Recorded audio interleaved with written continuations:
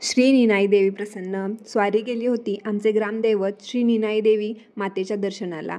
आणि मार्गशीर्ष महिन्याचा शेवटचा आठवडा असल्यामुळे मंदिरात सुवासिनी जेवण चालू होतं, त्यामुळं थोडी गर्दी. तसं पण मंगळवार आणि शुक्रवार म्हटलं की गर्दीही राहतेच. आमच्या ताईचे नारळ द्यायचे होते.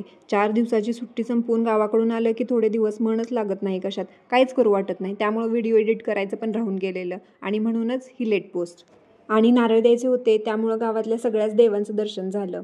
आवर्जून जाणं असं कधी होतच नाही. एकतर गावची यात्रा असेल तेव्हा, नाहीतर मग कुणाचं गावदेव असेल त्यावेळेस. एक मात्र आहे, सकाळी मुलांचं शाळेत जायचं टायमिंग आणि गुराढोरांचं चरायला डोंगरावर जायचं टायमिंग एकच असते आणि सुटायचं पण टायमिंग एकच असते. बाकी काय नाही हो, एकूण एक आपण सगळेच घड्याळाचे गुलाम. ते बाबा म्हटले मला पण व्हिडिओमध्ये घेतले ना. हो म्हटलं, तुम्ही तर मालक आहे, घेतलं पाहिजे. आणि इकडं खाली गाव विहीर आहे. आजूबाजूचा परिसर खूपच छान आहे. पावसाळ्यात तर लय भारी दिसतो. ही विहीर आणि इथलं बांधकाम सगळं काही खूप जुनं आहे. नेहमी पाणी राहतं विहिरीला. यात्रेच्या वेळेस लोक इथूनच दंडस्थानाला सुरुवात करतात. दंडस्थान पूर्ण झाल्यानंतर इथंच खाली आंघोळीला पण येतात. खाली महिलांसाठी स्नानगृह पण आहेत. आणि अशा प्रकारे आमचं देवदर्शनासोबत गावदर्शन पण झालं आणि आम्ही गेलो आमच्या घरी.